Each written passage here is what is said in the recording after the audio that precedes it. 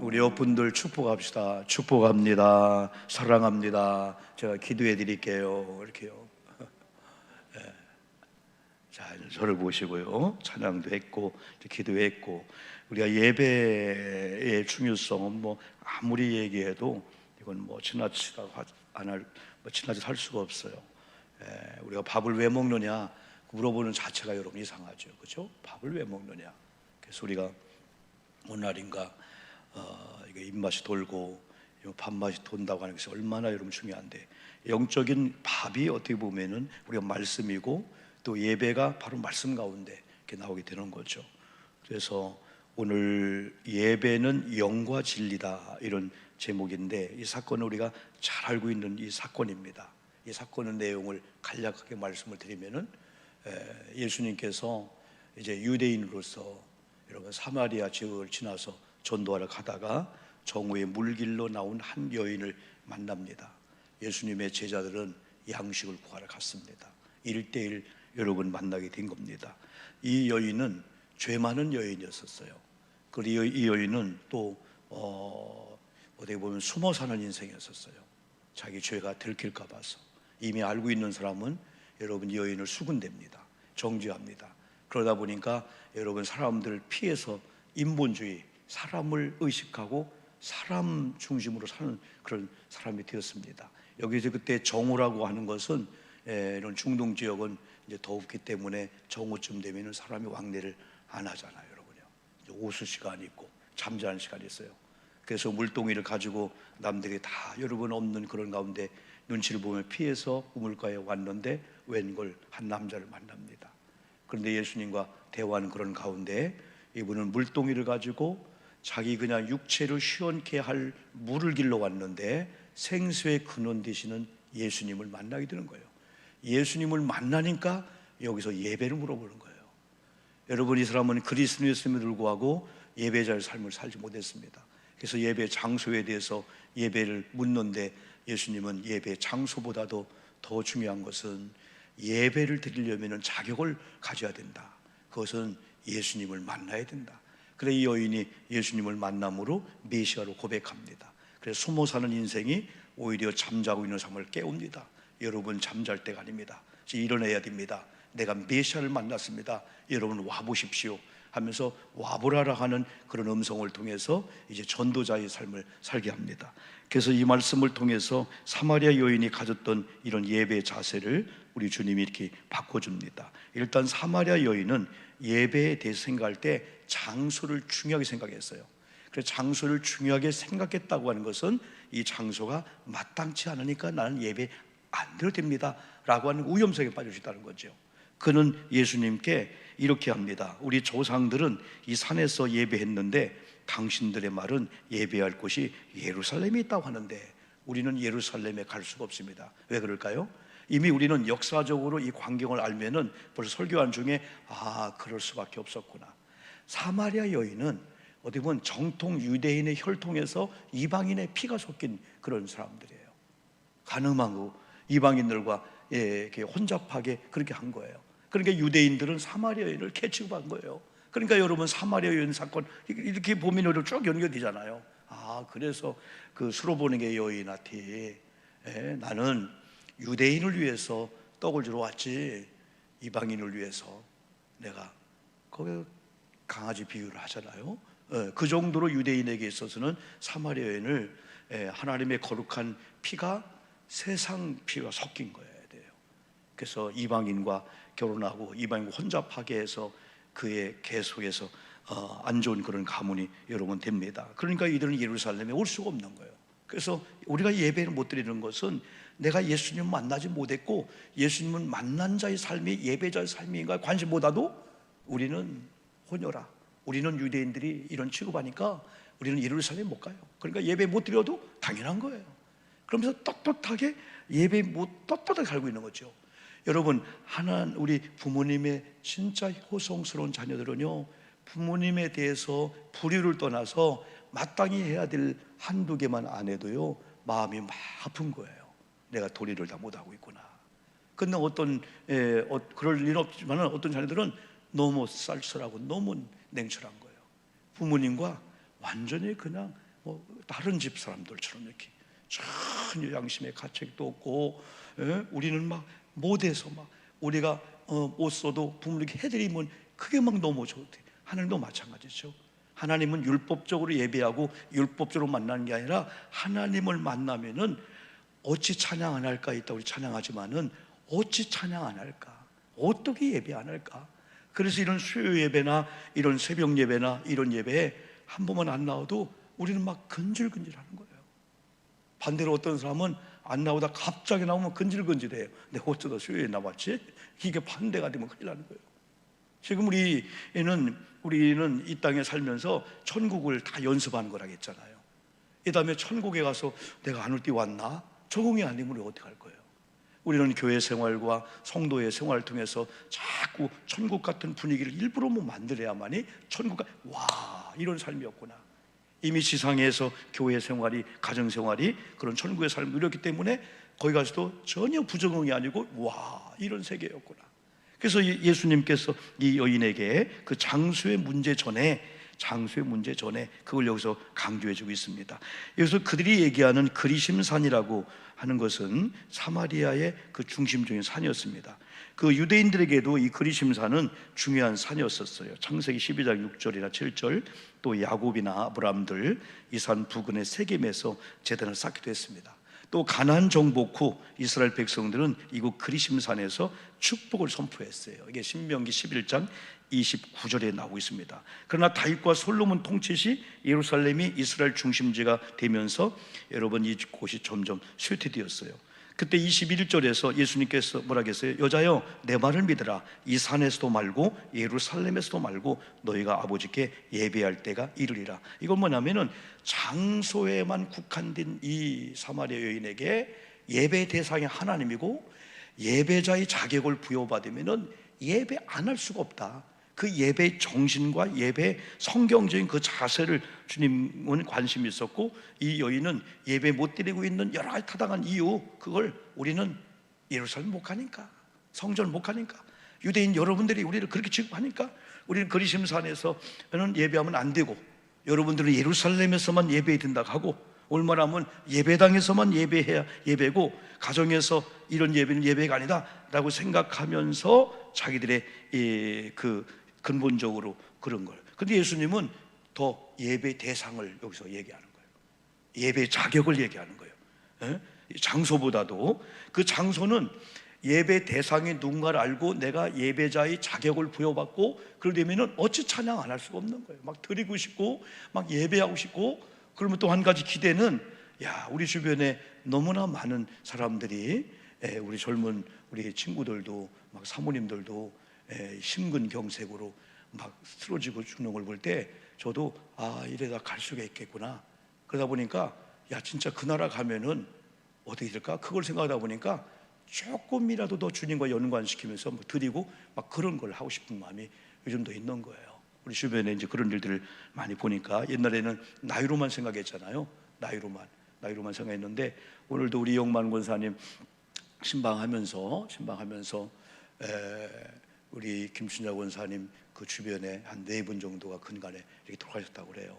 그래서 신필자 권사님 이제 돌아가시면 알고 마음이 아팠는데, 우리 영만 권사님이 86세이신데도 지금도 곡성에 그 땅이 있어갖고 농사를 지러 가시는 거예요. 그리고 겨울에 이제 왔다가 또 봄에 가고. 근데 낙상하셔서 이렇게 골절사고를 입을 깁스를 한 거예요.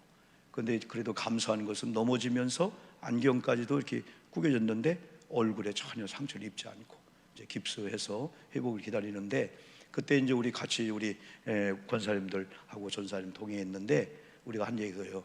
그래도 우리 교인들은 그래도 연세가 드신 분이 많이 있는데 들어가시는 거라고.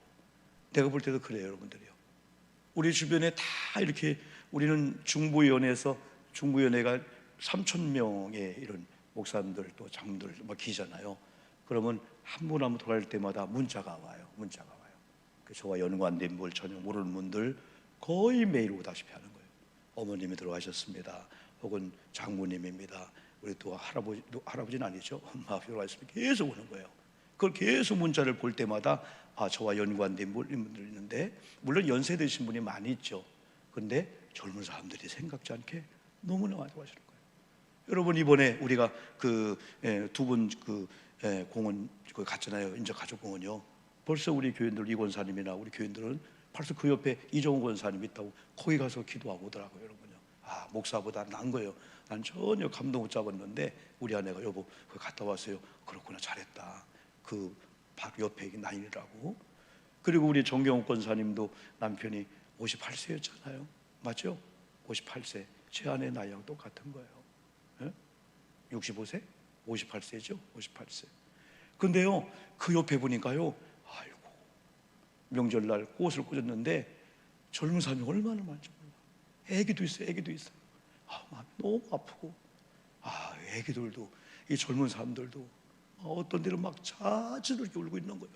아마 젊은 이렇게 딸이나 며느리가 돌아가신 것 같아요. 아, 우리 주변에 이런 일을 볼 때 우리가 이 땅에 사는 날이 하나님이 얼마큼 살지 모르지만은 조금 더 우리는 하나님에 대한 은혜를 경험할수록 막 예배 못 드려서 아쉽고 예배 못 드리고 싶고. 그래서 여기서 이렇게 특별히 이제는 이 산에서도 말고 예루살렘에 말고 할 때 예수님은 장소가 필요 없어, 그게 아니에요. 그래서요, 그걸 강조하는 게 아니고 1번이 장소가 아니고 2번이 아니고 예수님께서 오늘 이렇게 말씀 주는 대로 영과 진리로 예배한다는 이걸 주님이 먼저 강조하는 거예요.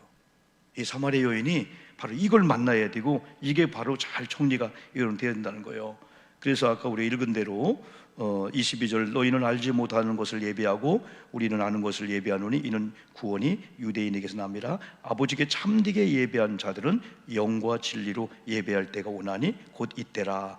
여기서 여러분, 영과 진리란 예배가 뭘까요? 영은 하나님의 이 특성 중에 하나가 하나님은 무소부재하시고 하나님은 안 계신 곳이 없이 계시는 하나님이에요. 그러니까 집에서 예배 드려도 하나님이 계십니다. 우리 직장에도 계시고 산속에 다 하나님이 다 계셔요, 여러분들이요. 그리고 교회 예배당에도 하나님 계셔요. 옛날에 구약의 성전 시대는 지났잖아요. 성전 시대는요 다 사제들이 누구들이 하나님을 끊어버리고 성전이 중심이 되는 거예요, 그냥.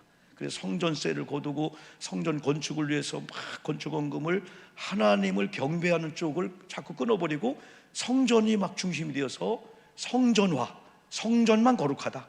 그래서 솔로몬의 성전 헤롯이 그러니까 막 42년 걸려갖고 막 성전을 줬잖아요, 막 그냥. 성전 사상. 근데 우리는 그 건물이라는 이 건물에 매이지 않고 고린도전 3장 16절 성령이 거하는 우리는 다 하나님의 전이란 말이에요. 그럼 우리 어느 자동차 안에서 예배할 수가 다 예배할 수가 있는데 이건 아니죠. 지금 코로나 때문에 아직도 코로나 때문에 이 현장 예배 모드는 팀이 많으니까 목사님들 보이면 그걸 염려하는 거예요. 생각 이상으로. 그러니 그게 가정에서도 온라인 예배 드립니다 라고 하는 그게 잘못된 거 아니에요, 내가 볼 때는요. 그런데 이거죠. 하나님을 만나지 않고 하나님을 경험하지 않고 하나님을 예배의 대상으로 내가 하나님의 예배를 드리는 자격을 부여받는 막 감격과 이게 있는 분들이 여러분 그렇게 얘기할 수는 없다는 거예요. 그러나 그렇지 않은 사람들이 예배는 해야 되겠는데 참 뭐 더 강조할 필요가 없어요. 그런 분들이 그렇게 얘기한다면 그건 이 여인처럼 우리는 그리심산의 예배는 안 되잖아요. 예루살렘에서만 예배는 받으라고 했잖아요. 그러니까 우리는 예배 안 드리는 것이 마땅한 이유가 있는 겁니다. 어떻게 해서 예배를 안 드리려고, 어떻게 해서라도 여러분 우리는 그런 여러분 자세가 아니죠. 그래서 특별히 우리는 고람데오 신앙을 우리가 갖는다고 했잖아요. 고람데오 신앙은 하나님 앞에 서 있다. 거기서 예배가 나오게 되는 거죠. 거기서 내가 혼자 있다 할지라도 이런 예배당 뭐 가정 다 마찬가지죠. 사마리아 여인에게 예수님이 강조하는 것은 그리스도님에 불구하고 예배 없는 삶을 사는 이 사마리아 여인, 죄 많은 여인, 숨어 사는 인생, 또 사람만 의식하고 사람들 피해 사는 인생, 이 여인이 예수님을 만난 순간부터는 달라져야 된다는 거예요. 그래서 그에게 예배의 대상이 영과 진리로 할 때 이 영은 육적으로 생각하는 그리심산, 육적으로 생각하는 그걸 떠나서 영이신 하나님을 만난 자만이 영적인 교제가 이루어지는 거예요. 하나님이 예배의 대상으로 이 여인이 고백하기 위해서는 예수님을 입에 메시아로 고백한 것처럼 만나야 된다. 예수님을 만나면 이 순간부터 거룩하신 하나님이 예배의 대상이었구나. 사람이 아니었구나, 어떤 사제가 아니었구나, 사람이 아니고 그걸 뛰어넘다 보니까 거기서 거룩성이 여러분 나오게 되는 거죠. 그래서 예배 대상과 예배의 자격, 예배 자격은 아무래도 구원받은 사람이죠. 하나님을 아버지로 섬기는 분들이, 그렇습니다. 여러분, 우리가 지난번에 아브람과 또 누구죠? 사울을 비교했죠. 또 하나 아니지, 다윗과 사울을 비교했죠. 또 누가 누구를 비교했죠? 지난 금요일 날이죠. 한나와 엘리를 비교했잖아요. 그러면 아브람이나 다윗이나 여러분 한나의 공통점은 뭘까요? 하나님을 만났어. 하나님을 경외했어요. 그러니까 드리지 않을 수가 없고 예배하지 않을 수가 없는 거예요. 그런데 사울이나 아니면 이 엘리를 보면은 한마디로 주님이 답을 준 거야.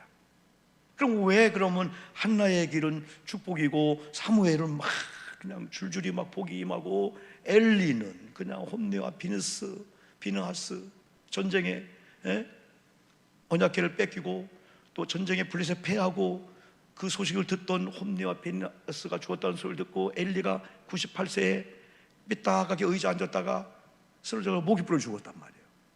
근데 그 며느리가 아기를 낳다가 이러면 또 나중에 여러분 아기를 낳는데 그 주변 사람들이 이가봇이라고 이름을 이가봇은 이 가정에 하나님의 영광이 떠났다. 엘리의 제사장집에 여러분 제사를 집례하고 그 당시에 그런 가문에 태어난 여러분이 이 엘리가 주변 사람들이 이름을 이가봇, 당신 가정에 하나님의 영광이 떠났다, 비참하게 된 거. 이걸 한마디로 사무엘상 2장 30절에서 오늘 여기 그리심산을 얘기하는 이 사마리아 여인이나 여기 사울이나 그리고 또 이 엘리의 이런 길하고 한나 길을 한마디로 이게 결론이구나. 한번 화면 보고 한번 읽어볼까요? 한번 사무엘상 2장 30절 준비 안 됐어요? 나왔네요. 한번 읽어봅시다. 여러분. 그러므로 시작. 그러므로 이스라엘 하나님 나 여호와가 말하노라. 내가 전에 네 집과 네 조상의 집이 내 일에 영원히 행하리라 하였으나 이제 나 여호와가 말하노니 결단코 그렇게 하지 아니야. 이건 이거예요. 내가 너의 가정을 제사장감으로 뽑지 않느냐. 사울도 마찬가지예요. 사울이 준수했고 아직 하나님 왕을 뽑을 그런 계획이 아니었는데 백성들의 요구로 사무엘을 통해서 사울을 초대왕을 뽑았지 않냐. 이렇게 아름답게 출발한 내가 이제부터는 내가 그렇게 하지 않겠다. 나를 한번 읽어볼까요? 시작. 나를 존중히 여기는 자들 내가 존중히 여기고 나를 멸시하는 자를 내가 경멸하리라. 그러면 예배 승리자와 예배 실패자를 한마디로 뭐냐면 한나는, 다윗은 하나님을 존중히 여겼다는 거예요. 하나님을 경외했다는 거예요. 하나님을 사랑했다는 거예요. 자녀가 부모님을 사랑해도 자기는 굶어도 야 우리 아버지 옷 사드려야 되지, 우리 어머니 맛있는 거 사드려야 되지. 이게 참 부모님에게 이게 고기를 사드릴 수 있는 것이 있다고 하는 게 이 축복인 자녀들이 생각하는 걸 우리는 엄마 아버지 우리 장인 장모님 네 분이 다 들어와 있어서 나는 고아가 됐습니다. 그걸 막 복으로 생각하잖아요. 우리 나이가 먹으니까 이제는요. 저도 벌써 이제 장인어른 한 분하고 우리 어머님 두 분이 이제 다른 나라 가셨으니까 섬길 수 있는 그런 부모님의 기회다. 그런데 오히려 아이고 명절날 그냥 우리 부모님만 아니면은 용돈 한 20만 30만 내가 쓰는데 그런 자녀가 어디 있냐 이거죠. 나를 낳으신 부모님을 생각하니까 눈물이 나고 막 그냥 엄마 이름만 불러도 어머니 성경책만 얘기해도 아이고 불효한 거예요. 이번에 아마 전영대 목사님이 아마 이런 찬양 부르면서 참 그가 만난 주님을 고백할 거예요. 소아마비로 수십 년 동안 좌절해야 되는데 31개 테이프가 나올 정도로 전국을 전 세계를 다니면서 목발을 짚고 말해요. 쓰러지기도 하고 넘어지기도 하고요. 눈물 날 때가 많아. 이런 막 미끄러운 거 이런 데 오면 이것만 보면 너무 좋아하시는 거예요. 장애인을 배려했다고 막 이런 거 보면은. 그런데도 항상 겸손한 가운데. 그게 결국은 이거예요. 답은 이거예요. 하나님을 존중히 여겨봐라. 하나님을 경외해봐라. 하나님을 사랑해봐라. 하나님 너를 사랑하듯이 하나님은 오 목사를, 여러분을 사랑하기 위해서 예수님을 죽게 했어요. 더 설명할 필요가 없잖아요. 그래도 우리도 막 드리고 싶어서, 막 헌신하고 싶어서. 그래서 천국에서 해같이 빛나는 찬양이 있잖아요. 오늘 수요일 밤에 여러분의 찬양이, 여러분의 이런 예물들이, 여러분의 꽃꽂이가, 여러분의 봉사가, 아니면 겨울 되면 교회 올지 않을까? 우리 장로님도 계속해서 막 어제 오늘 막 봉사하고 막 혼자 막 그래 하셨는데, 다 이런 섬김들이, 봉사가 천국에서 뭐처럼 빛나리라? 해처럼 빛나리라. 이건 만난 자만이 알지. 천국은 가봐야 알지 뭐. 여기서 살기도 힘든데 지금 물가가 올라가고 난방비 올라가고 이럴 때 어떻게 뭐 교회 하나님 앞에 할 정신이 있어?